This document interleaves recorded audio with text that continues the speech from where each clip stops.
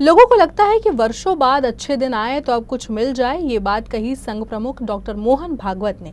Doctor Bhagwat Nagpur में स्थित पांडुरंगेश्वर शिव मंदिर में दर्शन के लिए पहुंचे थे। इस दौरान उन्होंने शिव के मूल्यों और सिखों पर अपनी बात रखी। इसी दौरान मानवीय स्वभाव का जिक्र करते हुए भागवत ने अच्छे दिन को लेकर ये बात कही। जगाकरता जगाचं भलं व्हावं म्हणून आपण विष प्यायचं, नाही तर आजकाल प्रश्न येतच असेल काही लोकांच्या मनात की इतके वर्ष कष्ट केले, आता जरा बरे दिवस आले आहेत तर आम्हालाही काही मिळू द्या. म्हणजे आम्हालाही काही मिळू द्या हा शिवाचा स्वभाव नाही आहे. आम्हाला काही नको, फक्त जे हलाहल असेल ते यांच्याकडे द्या.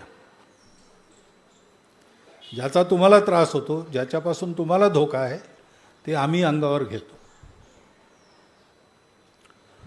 असं जीवन जगायची खूप आवश्यकता आहे. कारण जगाच्या सगळ्या समस्या या उत्पन्न झाल्या, त्यांचा विचार करून शेवटी मूळ कारणं हीच सापडतात.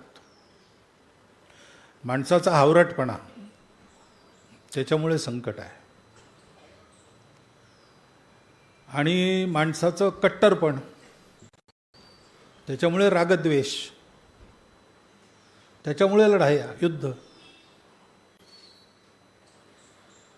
आणि मला पाहिजे, बाकीच्यांना मिळालं नाही मिळालं तरी चालेल, अशी स्वार्थाची वृत्ती. आणि भेद पाहायचे, लोकांमध्ये वर खाली करायचं. अशी एक 5-6 कारणं जी मनुष्य प्रवृत्तीची काळी बाजू आहे तेच कारण म्हणून समोर येतं.